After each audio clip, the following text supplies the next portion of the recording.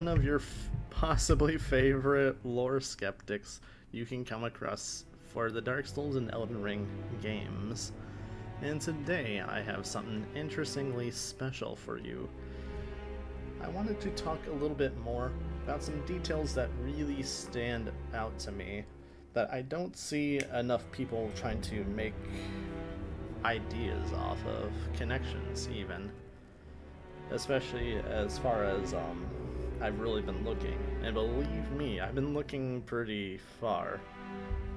But I believe there are some things that people get right, some things people get wrong, but more than that, I believe there's things people just outright aren't really paying attention to and trying to make a reason for enough.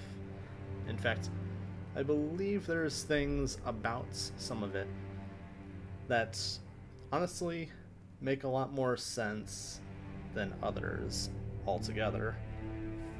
Now, I do have to give credit where credit is due. One of the things I didn't quite compile into my previous video, just because it wasn't really a topic people came up with at that time being, was more of something Zuli the Witch came up with, is that when it comes to the character Dung Eater, he is possibly called Dung Eater because he eats the souls from people's buttocks.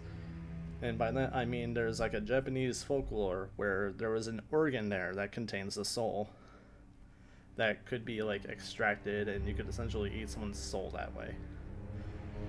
I don't know if that's necessarily correct logic off the topic of how much when we look around in the general game or any of the games, there tends to be a lot of deeper tendency of like more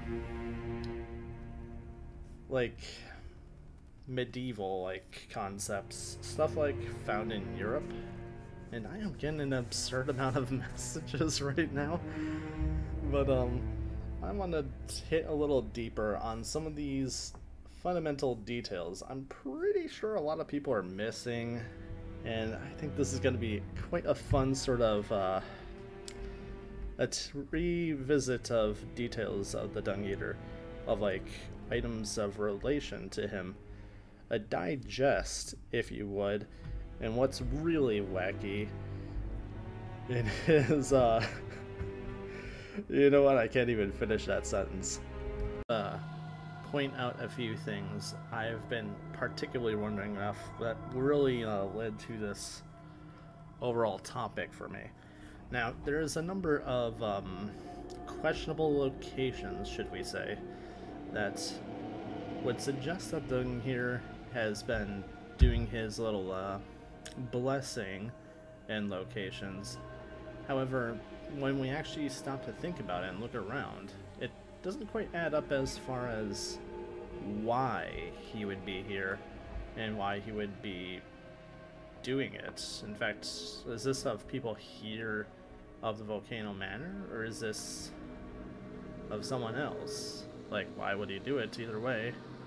Why would he be here of all locations at this secluded, most annoying place of people who practically probably would more likely help induce his work more than anything, and also wish to like curse and fight the Erdtree and those of it. And then there is this other location that stands out to me, the most secluded of all, the Haligtree. But at the Haligtree is just as more puzzling, if more puzzling, because one, he would have had to traverse all the way here through a secret medallion, through torturing like Albinorics or something. And secondly, he would have had to get past Morgott to get this far. Now, there is also the truth that you can summon him for the Morgott fight, but you can also summon him for the Moog fight in the sewer. So I'm not 100% sure that's of a relevance. But we do notice he's not quite able to be summoned anywhere else, like, at all. But there is one other particularly curious question that has piqued my interest. Capital, where the noble-born omens live, a man was locked in a jail cell.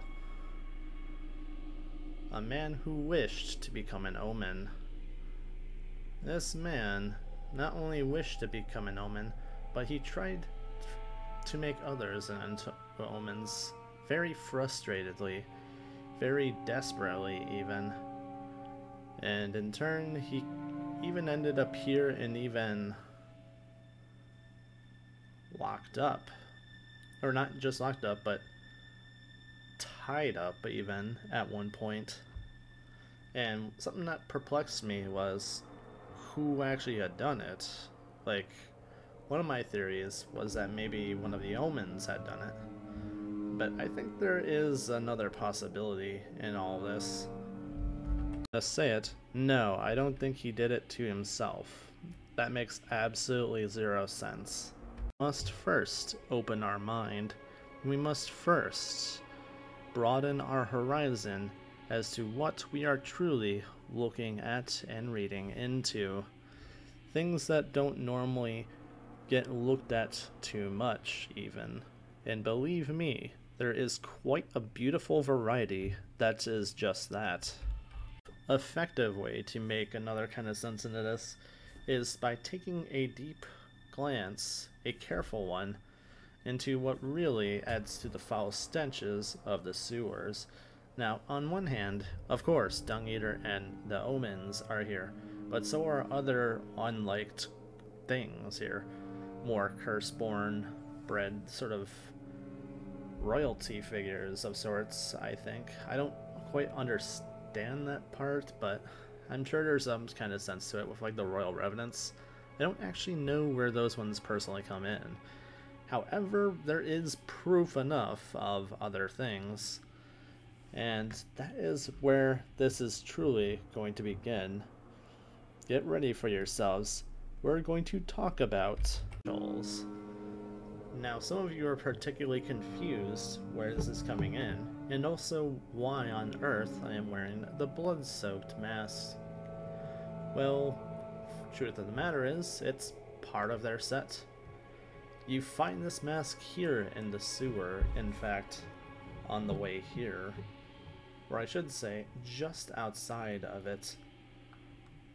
Or actually, no. Sorry, I'm thinking of something else. I'm thinking of the guilty one. The blood-soaked mask and the bandages for the hands are actually on the way to this jail, which is proof enough that they actually could have been the ones who locked them in there. In fact, let's take a better look into this the smart way. Whoops. Mask formed from tightly wound bandages soaked through with blood. Even the most ghastly cover is more inviting than the festering face beneath. Okay, that doesn't tell us too much, besides that they're probably really ugly. Okay, what's the chest piece tell us? Grubby blue robe worn by magistered officials to carry out their grim tasks. Surveillance, executions, gruesome rituals. The darkest duties drive the wheels of mankind. Interesting. And could be related. Does it say anything about Grubby? Well, it says it's not very pleasant to look at. Blood-soaked manchettes. Formed from tightly wound bandages soaked through with blood. Any protection is welcome for the festering arms beneath. Okay. And I'm pretty sure this was the last piece. It's basically in the same exact position of the others. But the consort's trousers...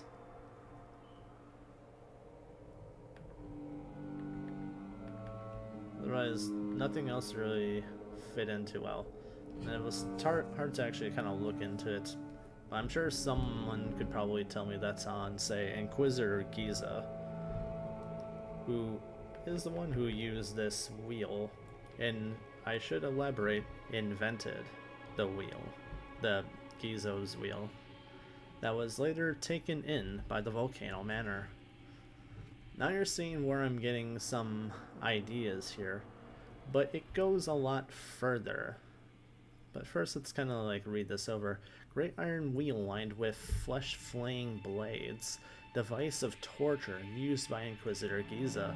As the wheel spins, it causes severe pain and blood loss. The design was adopted for use as the iconic weapon wielded by Iron Virgins. Very interesting. So we know Giza invented it, and he is indeed an Inquisitor, a member of the Officials. But what else do we have to kind of take recognition in the Officials? Well, besides the actual NPC faces of Giza himself being not quite the looker, we do have something else to kind of go off of here. Now, the rest of the set, besides the blood-soaked mask, is actually down here where the Marais consort and ruler sets are, which is quite the interesting thing. Now, I should elaborate. The ruler mask and the consorts don't actually have gloves to them. However, of course, we have the consorts leggings. And other than that, they do have an interesting similarity to each other also. In fact, their habits of behavior of what they offer to player is a little similar. Increases arcane, which is the Marais mask, which is interesting that it should induce arcane of all things. The consort's mask increases dexterity, and the ruler's mask increases faith. But let's read through these real quickly. The ruler's mask. Mask of the image of a wizened sage, customary dress among lords in a smaller nation. Increases faith. Such a mask illustrates the qualities of an ideal lord. Chiefly wise and possessing a certain defanged genealogy. I can't pronounce it. One in the center of society often finds these qualities most expedient. Okay. The consort's mask. Mask worn by Tanith, Lady of the Volcano Manor, in the image of a foreign queen. Increases dexterity. Long ago, when Rykard first set eyes on Tanith, she was working as a dancer in a foreign land. Soon he made her his consort. She was the only human to remain by his side when he became the Serpent of Blasphemy. And the moment, Tanith was truly charmed by him, which is perhaps one of the more unusual things to a lot of people when they read that. But moving on, Marais mask. Mask in the image of a white-haired young noble, customarily worn by the head of House Marais. Increases arcane. The Marais family has a dual history spanning generations, serving as both executioners and castellans of the Shaded Castle. This mask bears the likeness of the first of their line. Now, that's an interesting detail that they should mention that much. Why would they mention the first of their line like there is some kind of significance? Like, what would be relevant in that sense? So, white-haired noble, youthful, looks a little feminine to me. Or at least what's usually the feminine touch in a Fromsoft game, I should elaborate. But let's take a notice of how different the Marais set is to the official set. It's exactly the same, but with the added mantle. but let's take a look at the details here. Robe with a black mantle across the shoulders, customarily worn by the head of House Marais. The sons of House Marais are all sickly born.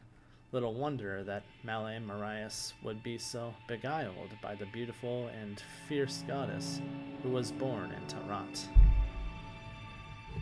Now we're seeing some interesting similarities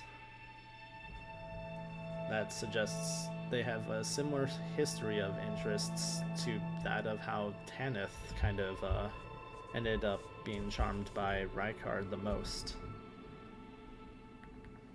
By something that would be otherwise disturbing, unthinkable, etc. That was when these people were the most charmed. Otherwise, the ruler's set is basically the upper class robe, which depicts that they are of noble born. And the upper class robe is also what Zarias in her human form wears, suggesting she is a noble child. Then the ruler's robe uses basically the upper class robe, but has this added blue robe of luxury worn by lords of smaller nations. It is a proof of the wearer's status. In my head, it would make a lot of sense if there was an added step in Zarias' quest that she should become a ruler herself via having already one step of the attire and then being positioned into another area. I would very much like to see that myself in an upcoming future, if they ever do that in DLC. But moving on. Besides the ruler's robe, the other stuff seems unusually relevant. And in fact, let's take a notice at the real visual differences between them. From the Tanith's attire to the official's attire. To be honest, it's most mainly a color change. In fact, only the crest in the very middle is what's truly different. Otherwise, this one covers up the top part of it with straps of bandages. And it still shares the same likeness of the upper class robe at the very top, and even in the very middle. So you see why I'm willing to compare it also into the mix. It's basically a thing of nobility, is what this general robe attire is thematic of. But what seems to be the only state of difference of what an official is versus what the Marais robe represents is the Marais robe represents the head of House Marais, which could very well just plain mean that anyone of the official's attire is also of that family and just not the head. Now you see where I'm really getting kind of like curious a bit into this, but it goes a little deeper yet. Let's take a look at a very peculiar talisman we kind of get when my game decides to work. Whoever thought of that joke, I lied. I laughed. I laughed too hard. Disturbing likeness of a woman whose skin was flayed. She smiles with a serene tenderness. Increases damage taken. It is said that this woman, named Datakar, indulged in every form of adultery and wicked pleasure imaginable, giving birth to a myriad of grotesque children. Now you're probably noticing that I said grotesque children, and also myriad, and that it pretty much suggests she is like the first of a line. Now you know why I really wanted to tie some of this in together, because the place where we get this very woe is at the very Volcano Manor. We have these otherworldly almost seeming serpents, the serpent men, Rykard himself, who joined the Great Serpent, as well as people who were born of rituals from the Serpent. We see cages and trace amounts of virtually every single torture method ever conceived, top to bottom, in and out. From this Giza wheel, which belonged to Giza himself, being used by the Iron Virgins, and even some of the swinging like blades that you would see like in like the cartoons and movies and things. I don't actually know what those are called, but you would find them in like Sense Fortress, also in like Dark Souls 1. But we'd find whips, we'd find fire, these candles literally everywhere, we find lava, we find everything here can survive in the lava and fire. We find poisons. There is basically every type of torture thing relatable here. We even find trace amounts of Albinorics being quite literally flayed.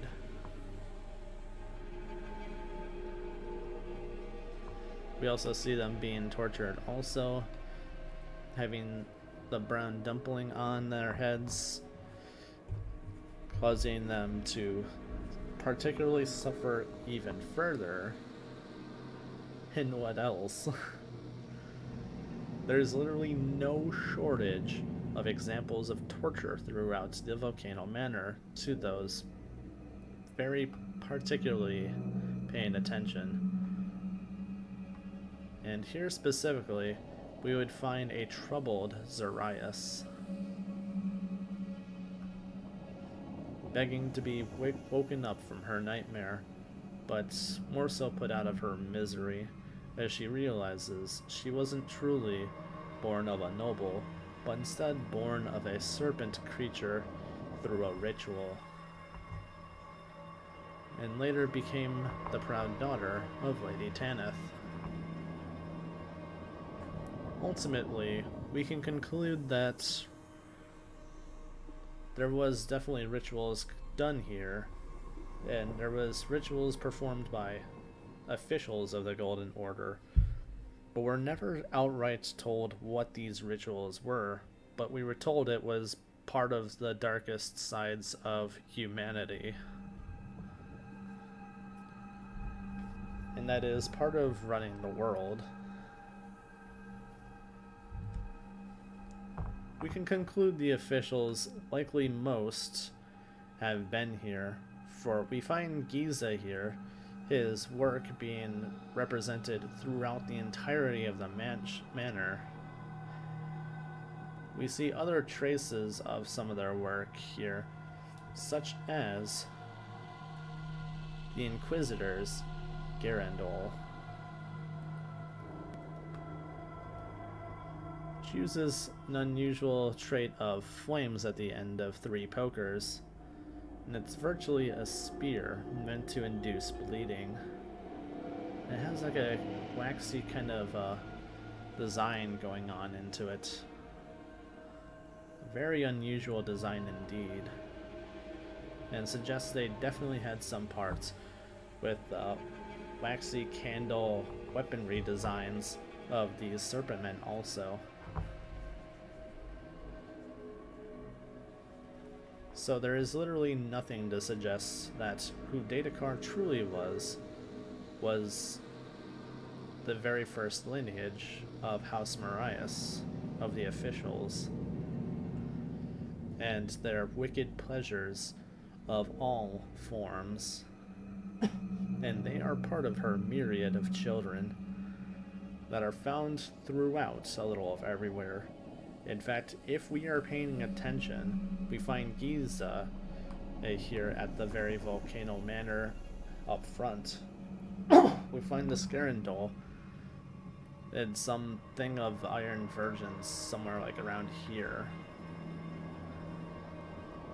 We find the official of Head of Marais here outside the Shaded Castle, and that the Shaded Castle belongs to them, we find the official attire itself inside the elevator here, way past where Morgott sealed us out, going towards the Forbidden Lands. And then we see an unusual individual sporting the official attire out here in the mountaintop of the Giants, just sort of on the way to it here at the Guardian's Garrison. Although I don't know much about that topic right there, because I'm not sure if they're actually a true official or if they're more so an impersonator who kind of worships the flame of the Giants. I'm not quite 100% sure, but it's also possible they're the ones kind of keeping the other like followers here back by some means. But I don't quite have that kind of story truly figured out yet. So this is where that topic of the mountaintop is going to stop. However, there is some things going on here towards the Haligtree I will talk about in a moment. But let's talk about one other kind of detail I really am speculative of. From where we find the Seedbed Curse in the Volcano Manor is an item known as the Dagger Talisman. In this talisman is an interesting depiction. And yes, I literally just got it on this character. This is my first character, by the way. Oddly enough, I never retrieved this item on them. A talisman depicting a dagger and a surgeon enhances critical hits. The white-garbed field surgeons come to the aid of friend and foe alike, but dealing a final deadly thrust to spare them from the prolonged agony of a mortal wound. A sense of mercy is a catalyst for bloodlust. Now that is a very interesting aspect to take into consideration, and especially one that it shows that of the white masks of the war surgeons of Moog. And not only that, it also depicts the Misericord, dagger favored by military physicians in white. The pointed blade is hard and sharp, making critical hits especially potent. Medicine is mercy, and mercy upon the battlefield is ruthless. Beware the killers clothed as men of compassion. Now you're getting some idea as to what I'm really thinking of in this scenario. But let's not jump too fast. Too far into that topic, I do want to address the little details I have noticed about the Volcano Manor, one of which being an official, one we've not seen the attire of before, being used here within the manor, and almost celebratory, in fact, and also more than likely a little more masculine in the mask.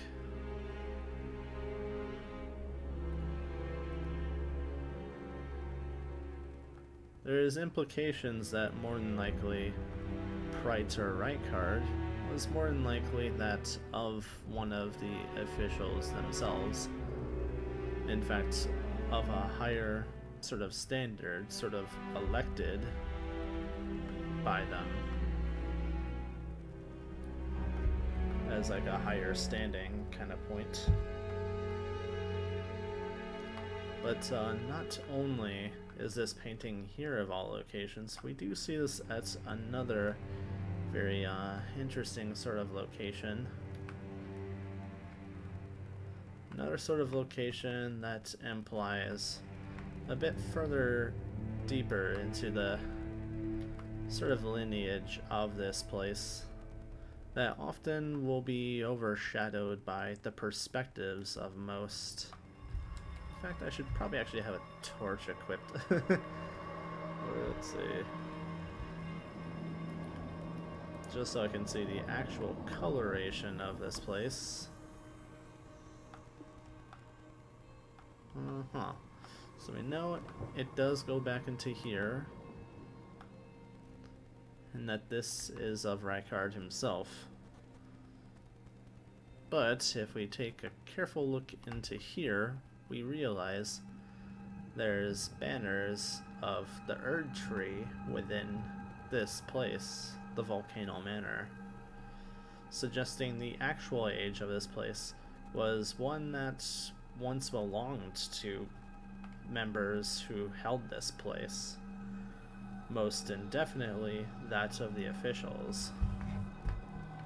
Eating that part into half of you, I'm sorry for the verbal abuse, the violence. I really didn't mean to be that rough. Like, I try not to hit so hard, but you know it just kind of happens. It's like you're flexing, and then it's just, I'm sorry. But a lot of the general depictions of these white masked individuals of Luminary Moog suggests they are also quite bloodthirsty individuals in their sense of mercy and in the carrying out of mercy. Do they sort of like most exert this stuff, and in bleeding out of others in the proximity exerts the energy of their connections to their lord, their lord of blood. Honestly, this whole place seems like a perfect, almost like a haven for their work, or practices even. And I almost want to say it could have been like some kind of, there's probably other connections here of like details I'm yet to really look at. But it seems to me that they've likely at least been here before. In fact, there's another detail I've particularly been looking at that stands quite out to me. And some of you probably have an idea of what I'm thinking of, because we kind of have looked at it already. And no, it's not Mogwin's sacred spear. That's a three-pronged spear, by the way. It's the Inquisitor's Garandol, which does generally quite similar stuff, only it doesn't use blood flame. It uses actual flame. It induces blood loss. Now you're seeing some interesting lines of deduction I'm kind of really looking at.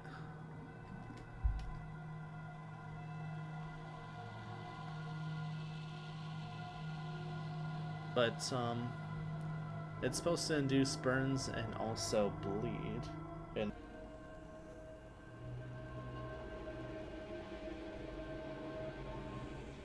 but basically it just makes the wounds that much more worse, more torturous.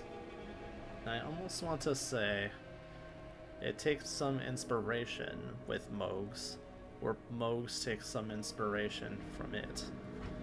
I'm personally more keen on the first one, because we know Moog as an important, much more important figure than more so a copycat.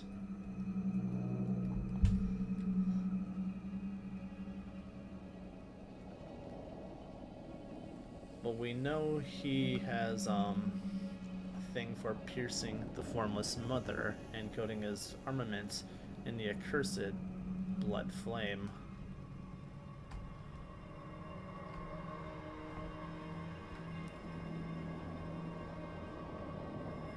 So I do have reason to believe they at least are half well acquainted with each other. And maybe even Praetor Rykard has met Moog to have bring some of the real inspiration to fruition.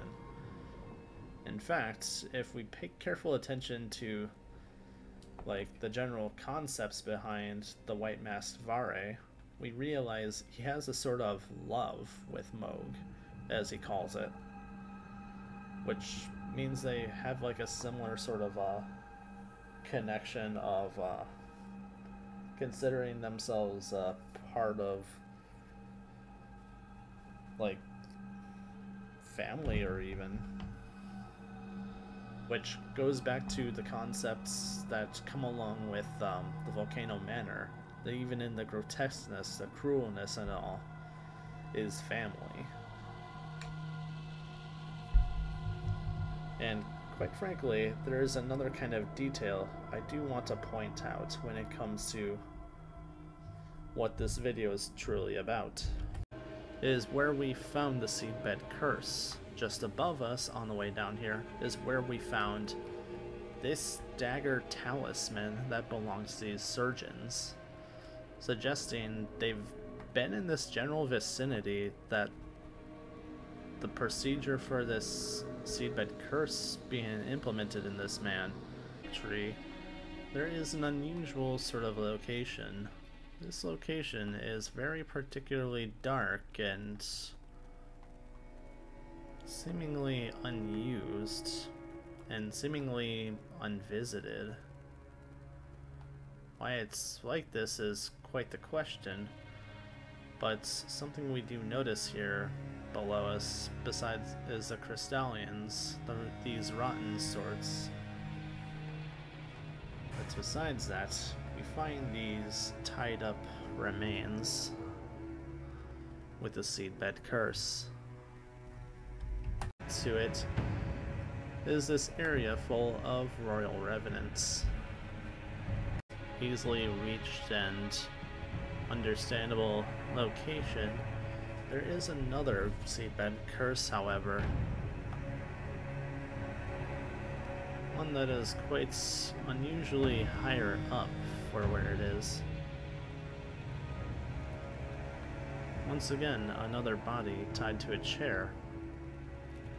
And also a notable lacking of other bodies, which could suggest there is limited interactions that have taken place in general here.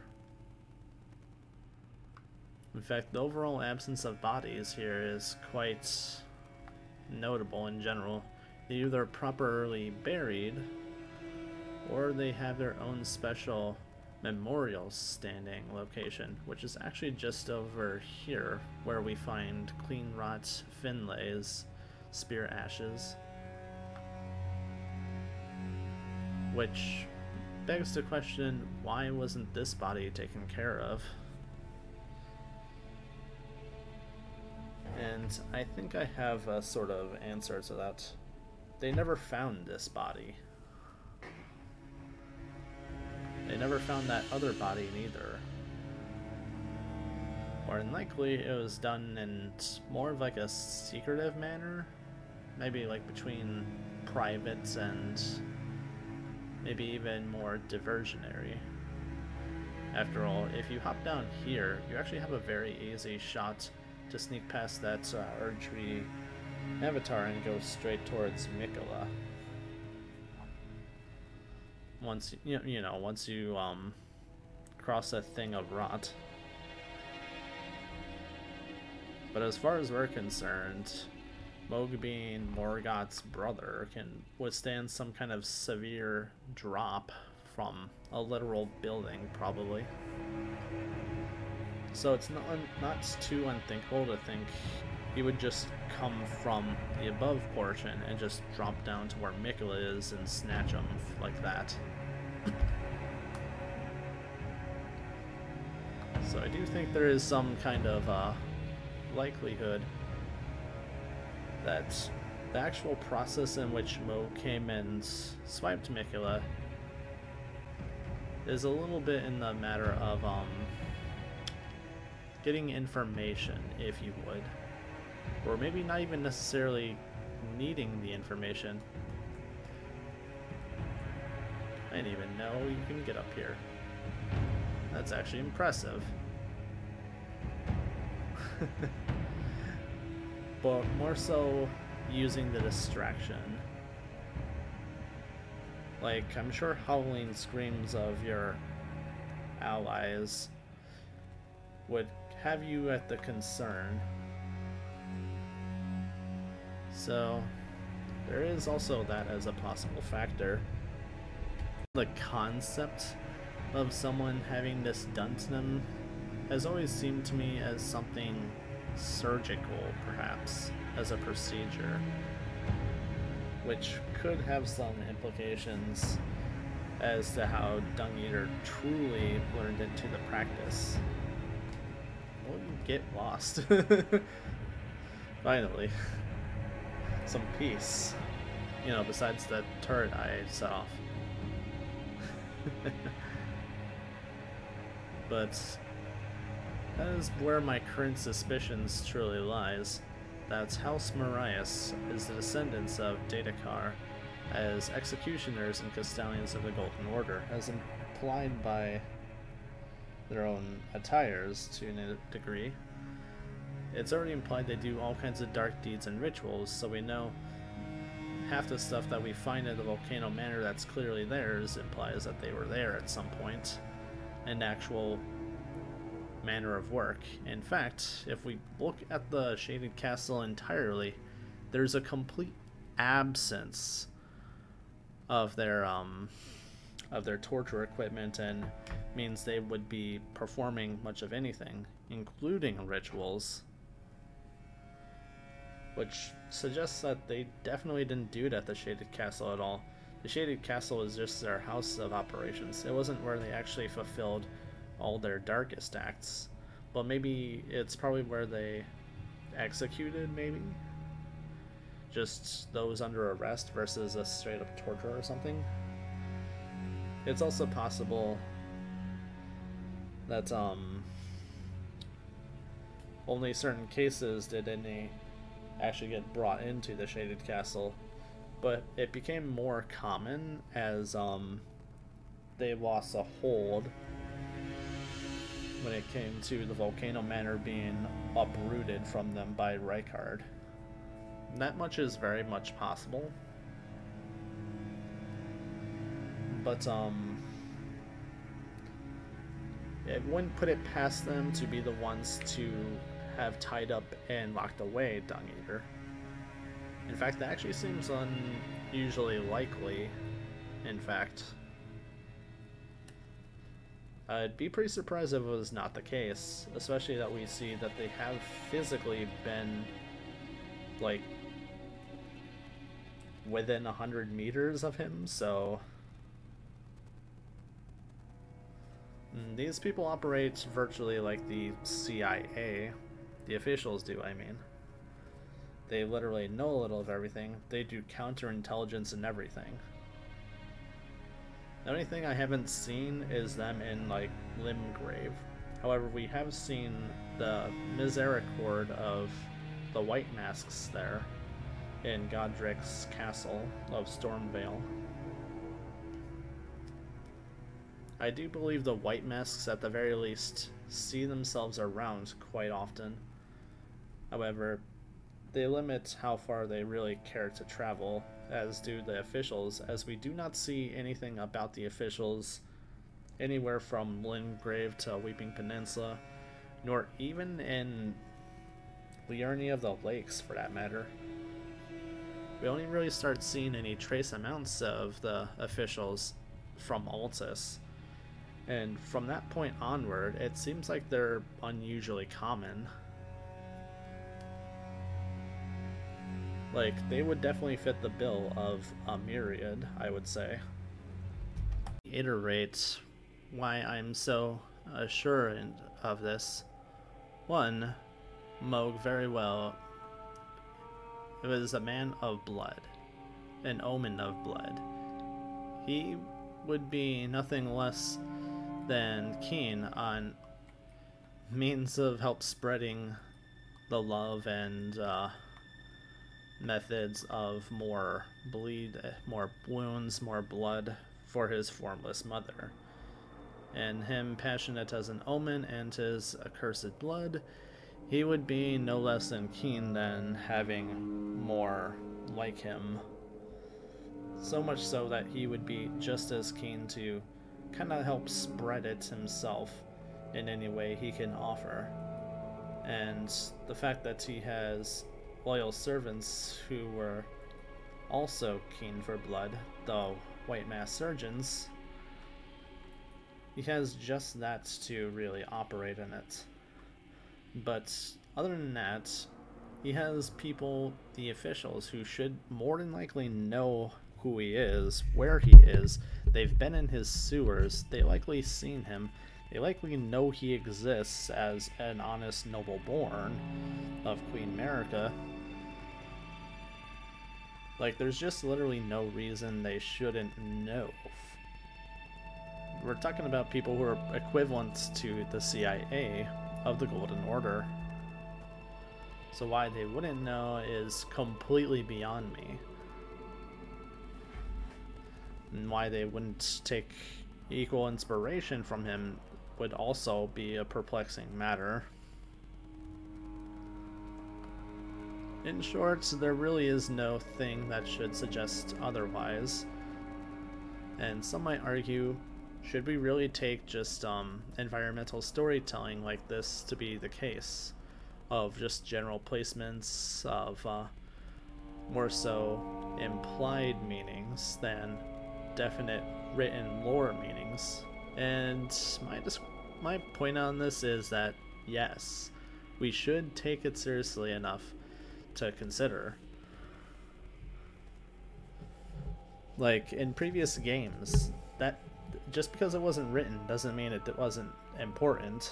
Like they put factors of Dark Souls 2 like all over in Dark Souls 3, but not once really mentioned too much in the direct lore of Dark Souls 3. But it was very much so clearly the case that entities of Dark Souls 2's workings was specifically limited in a very structured way of Dark Souls 3, suggesting it was indeed the same thing.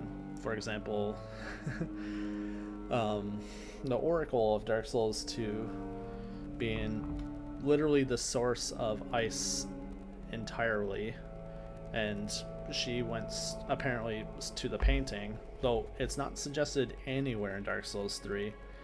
However, we do know ice magic entirely came from the painting in Dark Souls 3 in the form of a sorcerer born of tree women. Tree women, which would imply like their chaos and whatever absorbed by the Oracle and spread into a whole bunch of herself.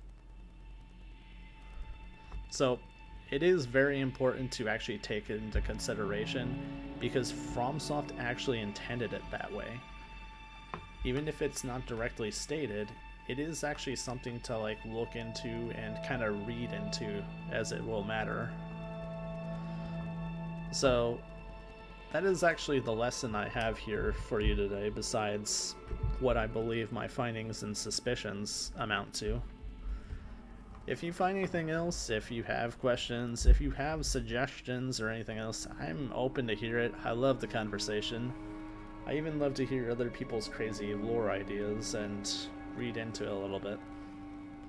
But that's all I have for here today. Thank you so much for watching, and you have yourselves a great day. Bye bye.